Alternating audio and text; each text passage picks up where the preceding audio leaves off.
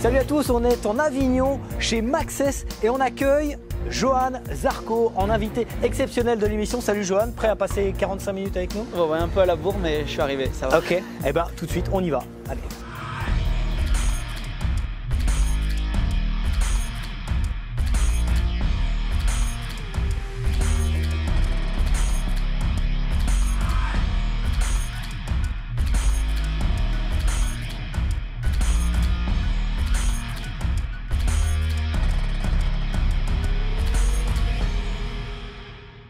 Nous sommes au cœur de cette concession Maxès en Avignon et c'est François Gosselin qui nous accueille. Bonjour François. Bonjour à tous. On est avec Eric Sélis. Bonjour bien sûr, David. comme Bonjour. chaque semaine. Et nous avons un invité très spécial puisqu'on est à Avignon, on est chez Maxès, on est chez toi, Johan Zarco. Merci de nous avoir rejoints. Bah, avec plaisir. Content aussi de faire cette émission pour la première fois. Et ça, j'habite pas loin, ça valait le coup. T'habites à combien exactement d'ici, de cette concession? Je crois 9 minutes. Je 9 sais pas en minutes, kilomètres, mais j'irai 9 minutes. Quand Ça je dépend roule, des feux. ouais, quand je roule normal. Johan, au moment où tu as rappelé, toi tu jouais de la guitare sur ta terrasse, c'est ce que tu nous disais? Ouais, bah, j'étais prêt pour notre rendez-vous de 15h. J'étais prêt à 13h. Et après manger, je me suis posé tranquillement. Et j'ai même presque zappé le rendez-vous. Mais j'étais bien là. Les beaux jours, on va pas dire qu'ils reviennent, mais il a plu énormément. J'étais pas là, mais on a pu me dire qu'il pleuvait beaucoup. Et dès qu'on a eu un petit rayon de soleil, on s'est mis sur la terrasse pour déjeuner. D'accord, donc parmi tes nombreux talents, tu joues de la musique aussi, tu fais des backflips. Et justement, on va commencer par un clip un peu exceptionnel. C'est Tom Pagès, on connaît bien Tom Pagès, le freestyler, qui a gagné 2 médailles d'or cette année aux X Games, qui nous a gratifié d'un nouveau clip avec un drone. C'est vraiment des images impressionnantes. Et eh bien, on regarde ces images de Tom Pagès.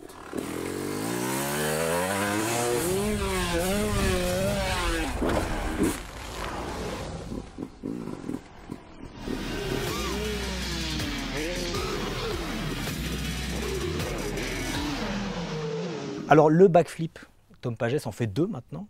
Toi Johan, tu t'es distingué dans le monde des Grands Prix en effectuant des backflips après tes arrivées. Ça vient d'où cette capacité?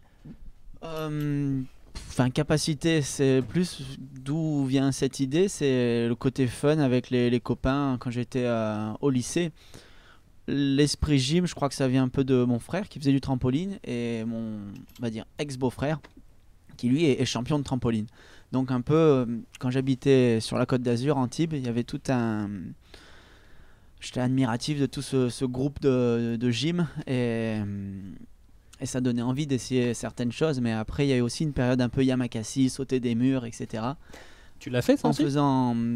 Ben ouais, quand on est au lycée, on essaye des choses et le salto, il était... C'était bon à faire, c'est toujours joli. Et après, première victoire en Rookies Cup en 2007, j'ai pu en faire un. Mais bon, on était moins devant les télés à cette époque. Et ça s'est répété après, victoire en Moto 2. D'accord, et donc le backflip, si jamais Tom Pagès t'invite à le faire en moto, tu le ferais? Quand je regarde, je reviens d'ailleurs juste du salon de Milan. Et à un moment, j'ai pu aller marcher, regarder... les motos, il y avait quelques motos de freestyle et j'étais impressionné à les regarder. Pourquoi pas, j'aimerais bien tenter, bon bac à mousse et apprendre. Mais... C'est une sensation bizarre le bac à mousse, hein. Quand t'es dedans et Tu que l'as fait t'es bloqué. Ouais, Ah ouais, ça fait chez bizarre. Tom, moi j'ai fait un sujet pour M6 Turbo à l'époque. Et chez Tom Pagès, il m'avait amené, j'avais sauté. Et quand t'es dans le bac à mousse, c'est une toute autre sensation parce qu'en fait t'es totalement prisonnier. Et s'ils ne viennent pas te chercher avec la grue, tu sors pas, hein. François, on est chez toi, on est en Avignon. Cette concession Maxès, eh bien, elle accueille Johan pour la première fois. Tes clients, ils t'en parlent beaucoup? Oui, bien sûr, ils nous en parlent, ils sont très fiers tous d'avoir Johan qui habite tout proche de chez eux. Donc ouais, ils sont bien sûr très fiers, ils nous en parlent souvent, ils suivent vraiment l'actualité au plus près, on échange beaucoup avec eux, donc non, c'est vraiment super. Ouais. Et des accessoires, je vois qu'il y a des t-shirts, tout ça, t'en vends plus qu'ailleurs à ton avis? Plus qu'ailleurs, je sais pas, parce que je sais qu'ils s'en vont vraiment partout en France. Donc Johan, il a vraiment des fans partout. Mais peut-être un petit peu plus quand même, oui, en Avignon, c'est sûr. Johan, on est dans une belle région, il y a des belles routes. Est-ce que toi, tu as ton permis? Ouais, j'ai le permis, je l'ai eu assez tard, le permis même voiture, j'ai eu à 25 ans, et le permis moto, quelques mois après avoir eu le permis voiture. Et je roule en scoot. J'aime bien aussi, oui, pouvoir des fois avoir une moto, mais la moto, j'ai vite tendance à aller un poil trop vite, alors que le scooter, j'ai un X-Max 300, et je me régale, je me déplace vraiment presque qu'avec ça, parce que cette liberté de savoir quand tu vas d'un point A à un point B, tu vas mettre tant de temps, tu ne seras pas dans les bouchons. Pour moi, c'est une qualité de vie. Alors oui, chez KTM, ça va être plus compliqué. Tous leurs engins, même les petits, ils donnent envie de s'amuser. Hein. Ouais, j'ai hésité à signer parce qu'ils n'avaient pas de scooter. Ouais. Et je sais que Laurent, il m'avait dit, mais t'inquiète pas, quand tu vas commencer à gagner, ils te le fabriqueront ton scooter. Donc on verra ça. Mais c'est vrai qu'ils ont de belles motos. J'en prendrai une certainement. Et après, à moi de m'auto-gérer. Bon, on passe tout de suite au top et au flop.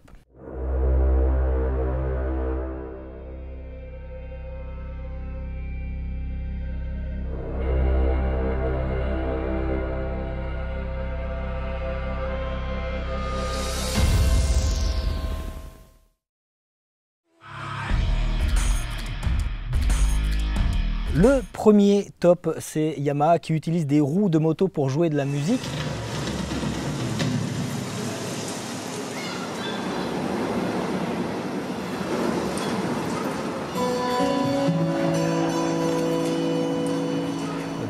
T'es mélomane, tu joues de la musique aussi, donc c'est lors de l'édition 2018 du Yamaha Design Exhibition. Il y avait également le deux roues intelligent de Yamaha, donc la moto autonome qui dansait un petit peu sur la musique. Donc c'est vrai que Yamaha fait des instruments de musique. Est-ce que tu en as profité de tes années Yamaha pour te faire prêter ou attribuer un piano, une guitare? Non, malheureusement, non. Je sais pas, j'ai pas dû faire assez bien à leurs yeux pour obtenir un piano. Pourtant, ils t'ont fait jouer quand tu étais au Japon. Ils t'ont fait oui, jouer sur les deux relations Yamaha Factory et Yamaha. C'était d'ailleurs un événement extra à Tokyo d'avoir joué sur un si beau piano. J'ai été ultra tendu, pire qu'avant le départ d'une course. Ouais. Parce qu'il y avait ce professionnel Francesco Tristano, qui est un compositeur et qui avait joué son morceau. Il a composé une musique après être venu sur le Grand Prix de République tchèque. Et là, il avait fait un morceau un peu un mixte piano classique et synthé. C'était très beau. Et ensuite, il me demande de jouer. Donc, les Japonais le savent, mais ils disent jamais non, mais ils n'ont pas dit oui non plus. Quand ils disent maybe, c'est mauvais signe. Qu'est-ce que tu joues le plus volontiers ou le mieux? Ça a commencé plutôt variété française pour pouvoir chanter avec des amis et mettre un peu d'ambiance comme ça, ou à la maison, ou des fois dans un restaurant avec des copains. Après, développer un peu sa technique en jouant plein de musique là, du film Amélie Poulain de Yann Tiersen. Ça, c'est des musiques un peu plus techniques, mais avec beaucoup de mélodies. Et ça m'a... À force de jouer, on va dire, des variétés simples, on essaie de grandir, de progresser un peu partout, quoi. Michel Turcot avait bien accompagné Johan lors de son reportage sur France Télévisions. On l'avait entendu chanter La groupie du pianiste. On va l'accueillir, Michel, tout à l'heure. Il va pouvoir peut-être nous refaire un petit... Il était meilleur sur Nino Ferrer. Ah, d'accord. Le deuxième top, c'est la sélection en Red Bull Rookies Cup, puisque la Red Bull Rookies Cup que tu as remportée, Johan, pour la première édition en 2007, n'avait pas de représentant français cette année. L'année prochaine, il y en aura plusieurs, dont quelqu'un que tu connais bien, Lorenzo Folon. Ouais. Hein, ça fait plaisir. C'est donc le fils de Laurent, un peu comme mon petit frère, puisque je l'ai pu le voir à la naissance et surtout après, quand il avait de 4 jusqu'à ses 9 ans, vivre à la maison. En tout cas, c'est un retour pour toi chez KTM. Ouais, là, après les premières années. Ça va sembler simple pour les gens qui vont regarder et qui connaissent pas la moto en disant tiens, il gagne la Rookies Cup en 2007, 10 ans après, il est officiel KTM en MotoGP. Donc après, on expliquera un peu mieux les 10 années, qu'est-ce qui s'est passé. On va passer au flop avec l'arrêt du Super Prestigio. Hélas, le Super Prestigio n'aura pas lieu, faute un petit peu de pilote de prestige justement. Oui, faute de pilote de prestige, déjà... Il y avait toi, malgré tout. Oui, moi j'étais prêt à rouler, dommage, on allait préparer à s'entraîner sur une moto de dirt track KTM, d'ailleurs que Laurent aura fait exprès pour ça. Et finalement, la star, c'était aussi Marc Marquez. Oui. Et il va se faire opérer de son épaule gauche ou droite, je sais plus, qui se disloque en permanence. Mieux vaut ne pas faire cet événement que de donner une mauvaise image à la moto. Quand ça sera peut-être avec un an de plus, beaucoup mieux préparé, et les pilotes aussi beaucoup prévenus bien plus à l'avance. Là, on va pouvoir faire un bel événement. Et moi, je serai beaucoup mieux entraîné aussi, donc c'est pas plus mal. D'accord, très bien. Donc, eh bien, on va accueillir maintenant Mathieu Volpi qui nous a préparé cette moto et ensuite on passera au débrief sport. Merci François de nous avoir accueillis ici. On continue, on emprunte ton Maxès, ton magasin Maxès pour continuer cette émission avec Johan. Merci.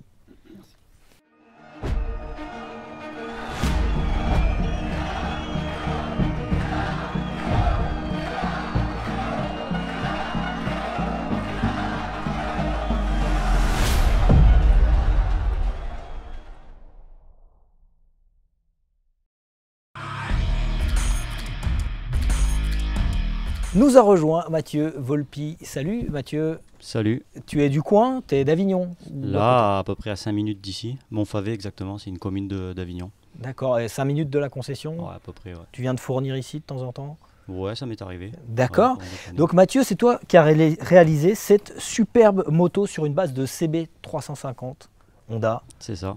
1972 là. Combien de temps ça t'a pris de fabriquer cette moto? Si je dois calculer en heures, je ne l'ai pas fait précisément parce que ça serait me dégoûter peut-être. Mais je dirais entre 150 et 200 heures, facile, de travail. Est-ce que tu l'as confié à Johan Zarco pour qu'il fasse peut-être une course de dirt track? Ouais, pourquoi pas, il ne faudrait Et pas la l'orange. casser. Et l'orange, Johan? Ouais. Ouais, le orange, je vois ça. Hein. Si tu la casses pas, je te la prête. Bon, on court dans la terre, on casse pas les motos dans la terre, ça Non, va. on les raye. Donc Mathieu, toi, tu es donc préparateur et tu es spécialisé dans les carburateurs, c'est ça? Tout à fait, le carburologue. Le carburologue, et C'est même comme ça qu'on m'appelle. certains t'appellent 6-cylindrologue. Aussi, oui. Tu peux nous expliquer? Donc le carburologue, eh ben, le nom porte bien. Donc ça consiste à nettoyer les carbus, à les refaire, à les régler. Voilà, c'est vrai qu'il y a plus grand monde qui s'y intéresse. Bah qui oui, s'y t'es pas de attarde la aussi. génération carbu, toi. Pas trop, non. Le métier a disparu quand à peu près je suis né, je pense. Voilà, une trentaine d'années à peu près. C'est un vrai métier. C'était un vrai métier. C'était un vrai Il y métier. avait des carburologues dans les années 80. Il y avait. Ouais. Johan, les carbus, ça te manque? Manquer, non, peut-être pas, mais j'ai de bons souvenirs. Toute la période, j'ai quand même bien appris la mécanique quand on roulait sur le 125 RS Honda, mais là en 2 temps. Avec Laurent, on allait tout le temps à les Denon et lui faisait la mécanique et moi j'étais un peu son assistant mécanicien et je lui donnais les outils à chaque fois en anticipant qu'est-ce qu'il aura besoin. Donc ça me permettait de bien connaître et de savoir qu'est-ce qu'il était en train de faire. Et en effet, au niveau des carburateurs, ben ouais, j'ai encore plein de souvenirs de prendre le ressort, de changer le clips de l'aiguille ou après bien placer les flotteurs. Et j'ai surtout un souvenir, on était sur le banc d'essai, on avait un cylindre SIL, c'était un cylindre allemand, sans valve à l'échappement. Et notre moto fonctionnait correctement. Et un jour, on place en fait sur la 125 RS, on place l'aiguille du 2,5 YZ, l'aiguille du carbu, comme ça. On l'a mise dans le carbu de la 125 et là on a gagné un couple énorme et une utilisation de la 125 beaucoup mieux. Et sur le banc ça avait bien fonctionné et ça avait marché en piste. Et ça c'est un souvenir qui partira jamais parce que on a beau chercher des petites choses, d'un seul coup on a pris une aiguille Yamaha, c'était quand même une aiguille Yamaha, Ouais. du YZ et ça a trop bien marché. Le carburologue, qu'est-ce qu'il en pense? Qu'est-ce que t'en penses? C'est possible, il y a des secrets comme ça que des gens gardent ou d'autres des fois. Ouais, ben bon, là ouais, on c'est peut le pas- dire parce qu'il y a plus grand monde qui roule sur les Ouais, 125 voilà, Honda. ouais, non, Et mais bien ouais, sûr, c'est la possible. conicité de l'aiguille faisait que C'est ça ça. passait bien quoi. Merci Mathieu d'être venu nous rejoindre avec ta moto Merci à orange. vous, Hein. surtout. On t'avait dit Ouais. moto orange. Ah, il a assuré. Voilà. Voilà, merci. Et puis on va accueillir maintenant Michel Turcot, que tu connais bien, avec qui tu étais pendant un mois là, sur la tournée. Ouais, sûr, Michel, ça fait des années. il est là sur les Grands Prix à suivre l'actualité en permanence et à de poser les questions que des fois on lui dit ça va Michel, arrête. Allez, on regarde maintenant un essai d'une autre machine orange tout de suite et juste après on accueille Michel Turcot.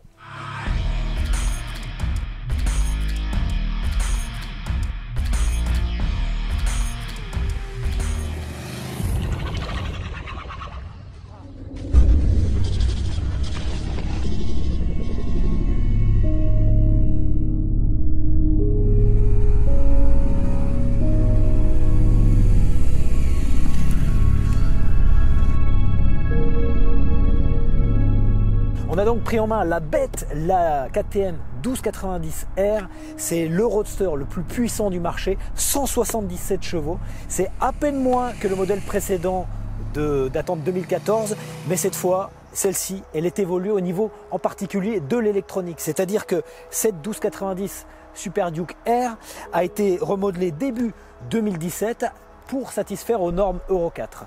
Alors, le pack électronique, c'est vraiment l'aspect le plus bluffant de cette machine, c'est-à-dire qu'il est très ergonomique. Vous voyez cette petite palette, eh bien, un appui vers le haut nous emmène directement sur le mode de conduite, soit sport, soit street, soit rain. Un appui vers le bas nous emmène au traction control, à l'ABS. Alors c'est avec un système keyless, c'est-à-dire avec un transpondeur qu'on allume la moto. On est dans l'électronique de demain avec un écran TFT. C'est vraiment ce qui saute aux yeux. On a même ici un régulateur de vitesse, c'est-à-dire qu'on l'enclenche vers la gauche comme ça et puis après vers le haut ou vers le bas pour aller plus ou moins vite. Alors ce moteur LC8 de 177 chevaux, c'est vraiment l'atout maître de cette KTM 1290 Super Duke R. 177 chevaux à 9750 tours minute, c'est-à-dire un peu plus haut en régime maxi que précédemment. Il y avait un peu plus de chevaux, mais c'était un peu plus bas dans les régimes. Et puis plus de 14 mètres kg de coupe. Je ne sais pas si vous imaginez comment ça arrache les bras quand on commence à ouvrir la poignée. D'où l'importance d'ajuster le mode électronique à son type de conduite. Et puis le problème vient de cette qualité, c'est-à-dire qu'on ne se repose jamais vraiment au guidon de cette Super Duke. La bonne surprise sur cette moto, c'est vraiment la logeabilité des jambes. On va appeler ça comme ça, la logeabilité, c'est-à-dire que c'est très fin à l'entrejambe. Le bicylindre en V, il est assez étroit, suffisamment avec le cadre treillis pour nous permettre de bien serrer la moto. La position de conduite, elle est hyper naturelle, même si la selle elle est un peu haute, à 835 mm, c'est quand même assez haut pour poser les deux pieds au sol. Moi, je fais 1m76, donc c'est pas facile, mais bon, ça passe, il ne faut pas être un peu plus petit.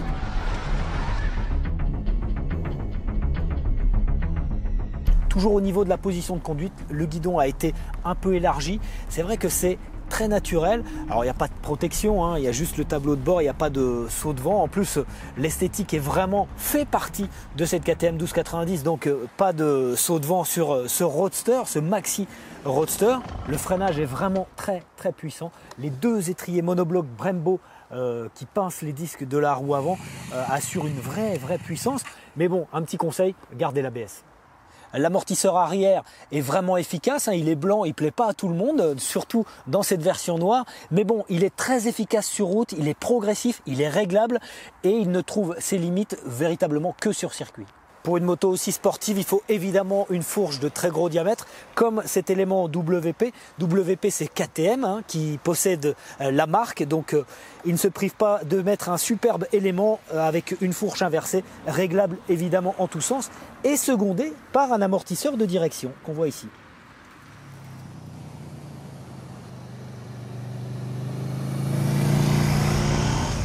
Et alors cette KTM avec son phare, on va dire emblématique et qui est presque statutaire. Quand on l'allume, on voit très bien qu'il y a ce côté, c'est un phare directionnel, on est dans la nouvelle génération de phares.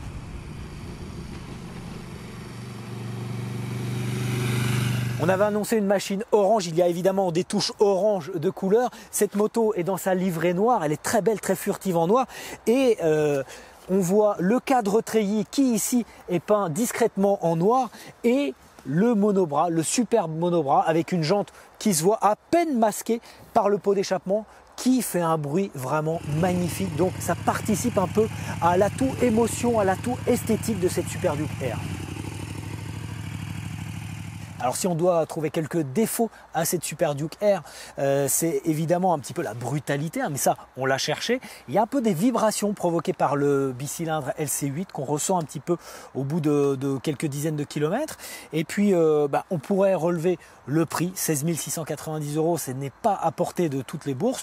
Quant au poids, 195 kg, c'est un peu plus lourd que la précédente version, mais franchement en action, ça se sent pas. Au guidon, quel bonheur, quel kiff, c'est complètement incroyable, c'est démoniaque, on se demande comment c'est possible.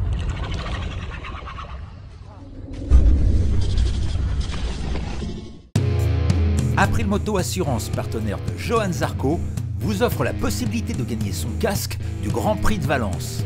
Pour participer, c'est simple, abonnez-vous aux pages Facebook Sans Concession et April Moto et laissez vos coordonnées à l'adresse qui s'affiche sur l'écran.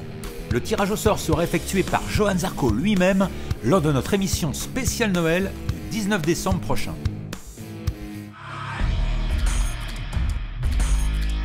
Amis bikers et amis gamers, aujourd'hui on va parler de MotoGP 18.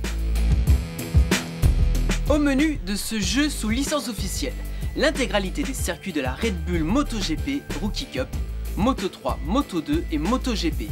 Les écuries officielles et leurs pilotes que vous pourrez incarner ou défier. Et le mode multijoueur a été orienté très e-sport pour cette version 2018. Alors, pourquoi je vous parle d'un jeu sorti l'été dernier? Eh bien, pour deux raisons.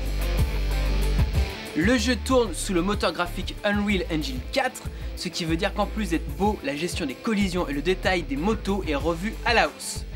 Mais c'est pas tout, comme vous pouvez le voir sur ces images, les développeurs de Milestone ont utilisé des techniques de scanner 3D pour rendre le résultat encore plus réaliste et proche de la réalité, aussi bien pour les circuits que les pilotes. Ce qui m'amène à la deuxième raison. Évidemment, dans le jeu, il y a Johan Zarco.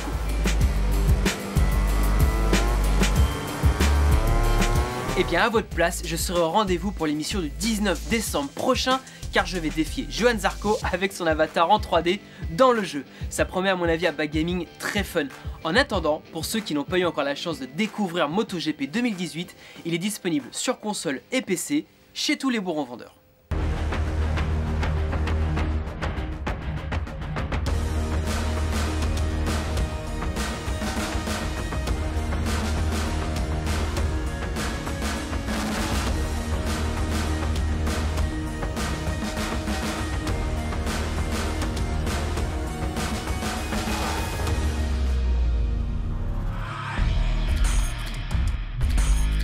C'est maintenant le débrief sport et nous sommes avec Michel Turcot. Salut Michel. Salut David. Depuis combien de temps tu connais Johan? Depuis qu'il est tout petit, depuis 2007 et ses débuts en Rookies Cup. Ouais, donc j'avais 17 ans, je suis pas si petit quand même. T'es toujours pas bien grand. Hein. Donc Michel, Johan, dans le paddock, c'est devenu quelqu'un. Oui, c'est un des 5 meilleurs pilotes aujourd'hui du mondial. Donc effectivement, c'est un pilote reconnu et au-delà de son double titre de champion du monde Moto 2, c'est aujourd'hui une figure du MotoGP. Juste pour revenir par rapport à ça, quand tu es passé en MotoGP avec les résultats que tu as eu la première année, tu disais que la reconnaissance, elle était presque venue très vite par rapport à ce que focalise l'attention du MotoGP, par rapport à tes 2 titres de champion du monde de Moto 2. Tu as toujours cette, on va peut-être pas dire frustration, mais par rapport à aujourd'hui, ce que tu représentes, comme tu disais, au niveau notoriété en France, en Europe et même dans le monde, par rapport à tes titres de Moto 2, tu as toujours encore un petit peu cette contrariété? Non, finalement, j'ai pas la contrariété ou cette frustration, c'était plutôt une analyse en disant c'est dommage parce que deux fois champion du monde, c'est quand même, il faut être concentré toute l'année et les 6 tours en tête du Grand Prix de Qatar, ça a fait un boom total en 2017. Maintenant, après les 2 années complètes là de MotoGP, plutôt bonnes quand même, eh bien je me dis, pense pas à être frustré, mais utilise ça pour faire grandir la moto au moins. C'est vrai que je peux être connu au niveau international, Nous, notre but, c'est être bien en France, quoi. Donc déjà grandir au niveau national et ramener le goût de la moto au plus de personnes possible. Là, on voit qu'il y a plusieurs fans qui sont là. C'est pas eux qu'il faut convaincre, c'est beaucoup d'autres personnes. En même temps, Johan, pour revenir à ce que tu disais, ce que tu as fait lors de ta première course en MotoGP, ça a marqué les esprits, ça a fait celui que tu es devenu pour moi, parce que des exploits comme ça, il n'y en a pas eu beaucoup. Enfin, moi, je suis les Grands Prix depuis quand même assez longtemps. Je me souviens de Max Biaggi à Suzuka en 98. Je me souviens des débuts de Rossi. Il y a eu Stoner et Marquez. Pour moi, c'est les 4 mecs qui ont marqué les esprits dès leur première course en classe reine. Donc il n'y en a quand même pas beaucoup. Donc ce que tu as fait, ça, personne ne s'y attendait. Donc c'est effectivement, je ne vais pas dire plus forte que tes 2 titres, mais en tout cas c'est quelque chose que personne n'imaginait. C'était vraiment comme un coup d'éclat. Et à cette époque, on va dire donc fin 2016, la Moto 2, je trouve, avait peu de valeur parce que malheureusement, quand Rabat est passé en tant que... Bon, il était champion du monde en 2014. Il a raté le titre en 2015, puisque c'est moi qui l'ai pris. Il arrive en MotoGP et il s'y est jamais adapté. Et donc, là, même pas au niveau du grand public et des médias, mais rien qu'au sein du paddock, les gens se disaient vraiment, oui, la Moto 2, c'est une catégorie sympa, mais ça ne te fait pas un pilote. Et au moins, là, j'ai pu prouver le contraire. Et après ça, après l'année 2017... ça a donné du blason quand même à Lutti, à Morbidelli, et là même au prochain qui arrive, Oliveira, Banaya. Au sein du paddock, et donc finalement, déjà si ça part du paddock, c'est utile aussi pour les médias. On sous-estime moins la Moto 2, je pense, grâce à ce passage-là, et donc je suis content de ça. Après, ceux qui vont vouloir minimiser ta performance vont te dire que tu as eu la chance de rouler sur une Yamaha. Est-ce que tu penses que si tu avais débuté avec une Honda, alors bon, bien évidemment c'est une question à laquelle tu pourras pas répondre, mais quand on voit comment Morbidelli a dominé quand même l'an dernier le Moto 2, cette année il est transparent. Lutti qui est quand même vice-champion du monde, il a toujours pas marqué un point. Donc on sent quand même que tu as eu quelque part un peu la chance d'avoir une moto... on va pas dire facile, mais en tout cas très homogène et peut-être beaucoup plus adapté en rookie que ne l'est la Honda ou une Ducati. C'est possible, ouais. C'est clair que cette Yamaha, moi ce que j'ai pu découvrir, elle donne énormément confiance. Et même si là maintenant on se plaint souvent de problèmes de motricité, de grippe à l'arrière, elle reste toujours à donner beaucoup confiance. Moi je crois aussi que le Team Tech 3, il n'est pas pour rien dans ma réussite parce que ils connaissent la Yam par cœur. Et ça permettait finalement de pas trop s'écarter de qu'est-ce que c'est qu'une bonne YAM MotoGP correctement réglée. Et le fait avec Guy qu'il puisse gérer ça, ça m'a permis de foncer. À cette époque, il y avait même encore Folger qui lui s'y adaptait très vite. Là maintenant, il y a Hafiz Siarin qui lui quand même était un niveau en dessous de celui de Jonas, et on voit qu'il s'y adapte bien, mais sans pouvoir faire les top résultats comme j'ai pu faire, parce que en Moto 2, pareil, il jouait pas le titre. On verra. Ça sera bien pour Quartararo, à mon avis, en 2019, de commencer sur une Yamaha.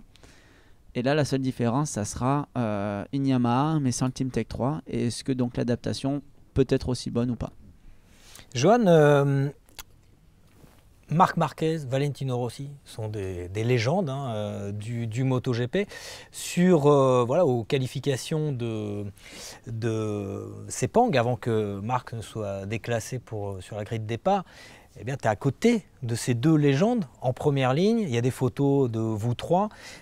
Toi, est-ce que de temps en temps, tu savoures ces moments-là? Ouais, je les savoure, et même pas de temps en temps, très souvent. J'arrive bien à prendre du recul sur cette situation. Il y a toujours le petit plus avec Valentino que je regarde beaucoup plus avec ce regard d'idole, on va dire. Parce que lui, j'ai pu le voir depuis tout le temps, comme en étant fan. Par exemple, avec Marc, on a un peu fait le même parcours. Et il a été champion avant moi, mais quand il est passé en Moto 2, moi je suis passé une année après en Moto 2, donc je l'ai retrouvé en Moto 2. Avant d'être fan, admiratif sur ce qu'il fait, j'étais plutôt déjà adversaire. Donc là, je suis toujours adversaire, admiratif de ce qu'il fait, mais avec moins ce côté idole que je peux avoir avec Valentino. Et j'ai ce plaisir à me rendre compte de ça, mais je vois que c'est là où je veux être. Et il faut faire pas abstraction, il faut profiter du moment, mais se dire tu vaux pas moins si tu veux te battre avec eux. C'est ce qui fait que sur la piste, tu n'as pas de complexe particulier. Tu arrives à mettre de côté cette admiration, ce côté que tu apprécies chez Valentino pour attaquer. T'as pas de... Non, ouais, j'ai pu le mettre même très rapidement. Et c'est ça qui a fait un peu ma force en Austin, 2017. notamment. Ouais. Et maintenant, presque, on verra quand j'aurai une moto meilleure, plus équilibrée, on va dire, pour pouvoir se battre toute l'année aux avant-postes. Des fois là derrière eux, c'est le souhait de les doubler, le souhait d'être agressif, mais comme ils sont très vicieux, ils savent faire des choses qu'ensuite ça peut être repris à la direction de course avec des pénalités. Donc je vois maintenant ils arrivent aussi à jouer avec ça, et des fois c'est pas que ça me bloque, mais il faut réfléchir presque à 2 fois. Alors que normalement à 300, t'as pas le temps de réfléchir 2 fois, il faut agir. Et là, ça c'est à mon avis une petite part stratégique à grandir en course. Le vice, C'est ça. c'est lequel le plus vicieux de deux là, dont on parle? Je dirais Valentino, parce que c'est déjà celui qui freine le plus fort. Donc Marc, j'ai l'impression qu'il joue avec nous, donc il n'a pas besoin d'aller aussi loin dans le vice parce qu'il sait qu'à un moment donné, on va fatiguer ou on va glisser et lui va s'échapper. Donc, non, je dirais, Valentino, il a plus cette marge comme il pouvait avoir avant, comme à Marquez maintenant, donc il faut qu'il aille chercher autre chose. Justement, tu parles de pilotage. Donc, il y a 3 monstres aujourd'hui dans la catégorie MotoGP. Il y a Lorenzo qui a un pilotage hyper ciselé, fluide. Il y a Valentino qui arrive à mettre de l'intensité, comme il a pu mettre à Sepang. Et puis il y a Marquez qui est en rattrapage constant. Vers lequel tu aimerais tendre si tu dois faire évoluer ton pilotage, vers lequel de ces exemples tu aimerais tendre? Eh bien, plus celui de Marc, pour être capable de... Parce que je trouve qu'il ressemble beaucoup plus, même sans doute que moi, que Valentino ou que Lorenzo, puisqu'il a la capacité d'aller pousser et ensuite, presque à la limite de la chute, il rattrape. Et ça, je pense que c'est des aptitudes que j'aimerais bien un peu développer et aller chercher, en gardant quand même ma propreté et ce style assez fin quand même que je peux avoir. Mais je pense que ça me permettrait d'ouvrir un peu ma plage d'utilisation. Ça peut être pas mal. Johan, l'an dernier, on a dit que tu avais fait une très très belle saison avec la Yamaha parce que tu étais celui qui s'inspirait le mieux de ce qu'avait fait Lorenzo, qui reste aujourd'hui le pilote, en tout cas sur ces dernières années, qui a le mieux exploité les qualités de cette moto. On voit que ça a été compliqué pour lui de changer, de passer sur une Ducati qui s'utilise complètement différemment. D'ailleurs, lui a fait beaucoup évoluer son style. Il a beaucoup moins de vitesse en passage en courbe, il freine plus fort. Comment toi tu vois l'adaptation que tu vas devoir faire pour rouler sur cette KTM? En effet, pas mal de gens ont comparé un peu mon style, mon adaptation à la Yam au style de Lorenzo, mais moi je trouve que j'ai pas le même style que lui, et j'ai beau, même quand je peux le suivre, je roule pas pareil, parce que j'ai fait du Moto 2, je pense. Je vois que la catégorie Moto 2 t'oblige à avoir un peu un style moins pur que lui peut avoir. Et je pense que ça peut déjà me donner un avantage pour m'adapter plus rapidement à la KTM. Je sais pas pourquoi, de l'extérieur, les gens ont l'impression que ce que je fais, ça ressemble à du Lorenzo, mais je peux vous assurer que non. Donc pour l'adaptation de la KTM, je verrai. Je suis neutre et je ferai au mieux pour bien m'adapter. Ce qui me rend heureux, c'est que je termine la saison sur un rythme fort, un rythme presque un rythme de podium et un rythme, pourquoi pas, des fois à penser à une victoire. C'est signe que quand je pourrais essayer la KTM, alors à ce moment-là, les informations que je donnerai en tant que pilote, elles seront bonnes parce que je suis dans le rythme.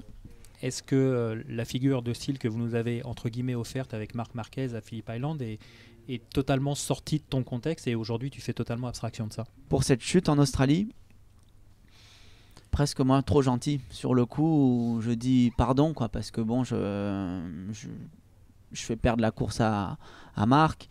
Mais moi, bon, j'ai perdu aussi ma course. Je sors d'une grosse chute, donc un peu sous état de choc. Et je dis pardon plus pour dire pardon de ce qui s'est passé, quoi. C'était chaud.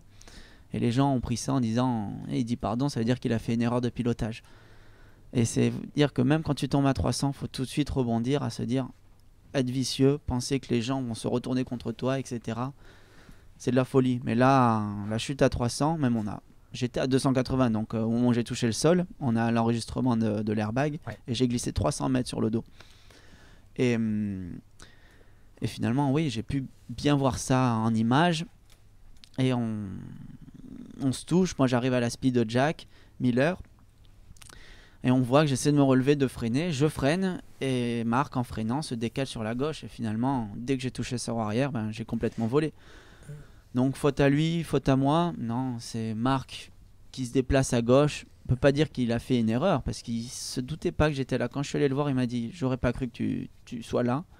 Et dans la position où il était, il n'avait pas envie de doubler Jack Miller, donc il a dit hop, je reste un peu en retrait, je me remets dans ma ligne, sauf que j'étais là. Donc, je suis sur une moto qui a 270 chevaux, qui roule à plus de 300, mais ça devient comme du 2 temps 125 où tu es tout le temps au taquet, sinon tu t'en sors rien. Johan, Michel m'a dit que tu faisais de l'apnée aussi. Est-ce que c'est par passion ou est-ce que c'est pour te servir dans ton sport? Un peu des deux, c'est pour aussi découvrir de nouvelles choses et tester de nouvelles choses. La personne que j'ai rencontrée, Stéphane Mifsud, là, ce champion d'apnée, est quelqu'un d'extra et parle beaucoup de toute cette force mentale pour aller dépasser des limites, qu'on pourrait trouver un parallèle à dépasser ses limites sur la moto. Physiologiquement, on se voit que l'apnée, c'est un travail intéressant pour le corps, pour surtout l'acide lactique dans les muscles, apprendre ton corps rapidement à réussir à fonctionner avec de l'acide lactique en état en fait d'urgence sans oxygène. Maintenant, après avoir pu pratiquer, on va dire presque un an, avoir fait quelques sorties en bateau, en mer, je peux pas dire si c'est vraiment bénéfique ou s'il y a quelque chose à aller chercher, mais ça reste quand même de l'entraînement et un plaisir à faire. En tout cas, il y a quelque chose que le grand public n'imagine peut-être pas, c'est l'apnée en moto. Sur un tour chrono, je ne sais pas ce que ça représente en pourcentage, mais enfin, il y a quand même un long moment où vous ne respirez pas, où le rythme cardiaque est hyper élevé aussi. Ouais, le rythme cardiaque est hyper élevé. Moi, je respire beaucoup sur la moto. Je ne sais pas s'il y en a qui bloquent leur respiration. Moi, je peux pas dire que je bloque la respiration. Par exemple, une zone de freinage, ça sera plus comme si je suis sous une barre de développé couché. Donc, il faut souffler fort pour vraiment supporter la charge. Et moi, je trouve que quand j'arrive sur un freinage, je suis déjà donc essoufflé de la course ou des tours que je viens d'enchaîner. Et au moment où je freine, là, c'est là où on va prendre, on va dire, le plus de G, qui sont pas les mêmes G qu'en Formule 1, mais il y a quand même un peu de force à ce moment-là. Et je souffle fort et en fait après je reste essoufflé. Mais ouais, les moyennes de cœur, depuis que je suis en MotoGP, elles tournent sur une course de 40 minutes à 178. Et quand je suis bien vraiment et que des fois j'ai pu faire des belles courses où j'étais à l'aise, j'étais à 172. Donc c'est 6 pulsations de moins, d'un seul coup ça me sauve et ça me fait du bien. Mais sinon je suis tout le temps au taquet parce que mon max il est à 184. Donc quand je suis à 178, il reste pas grand chose. Tu parlais d'apnée, tu tiens combien de temps alors sous l'eau? 3 minutes 35 pour l'instant. Ah oui, quand même. Mais objectif 5 minutes. Mais en plus de l'apnée, là, ce qui me plaît, j'ai pu commencer à descendre un peu dans les profondeurs. Et là, on reste beaucoup moins longtemps parce qu'on utilise de l'oxygène pour descendre et pour remonter. Mais là où j'ai pris le plus de plaisir, j'ai pu descendre à 24 mètres et je me suis allongé 24 mètres sous l'eau à regarder toute cette masse d'eau au-dessus de moi. Et là, j'ai vraiment eu un feeling de zénitude, quoi. C'était génial. Le copain, donc Stéphane, était à côté de moi. Il me regardait, je lui fais signe que tout va bien. Et là, il y a un moment où tu aurais envie de rester parce que c'est calme. Enfin, t'es trop bien. Mais tu te dis, il y a un moment, tu seras mal, donc vaut mieux remonter. Mais voilà, essayer en fait d'aller repousser ça pour ce plaisir qui dure finalement, une fois que je me suis allongé en bas, ça a dû durer 15 secondes. Et si je peux faire durer ce plaisir à 25 mètres de profondeur, peut-être 40 secondes au fond, là ça sera peut-être l'orgasme. Michel, je vois le raccourci. Alors Michel. Michel, l'influence, tu travailles à Moto Revue, l'influence d'un pilote comme Johan au plus haut niveau du MotoGP, est-ce que ça influe sur bien les ventes de Moto Revue? Est-ce que ça influe sur les ventes de GP Racing? Qu'est-ce que ça se traduit comment en termes de médias? Bah, David, tu le sais très bien que ce sont des choses assez difficiles à quantifier. Par contre, moi, je suis parti avant de Motojournal, avant que. Oui, non, que mais c'est explose, toujours très difficile de quantifier, surtout qu'on a des magazines qui sont. Alors, GP Racing, c'est un peu différent, mais les magazines généralistes que sont Moto Revue comme Motojournal, ça fait longtemps que le sport n'est plus ce qui fait vendre le plus. En revanche, l'impact de Johan, on le mesure, je pense que Claude Michy le mesure mieux que nous, avec le Grand Prix de France. Depuis que Johan est en MotoGP,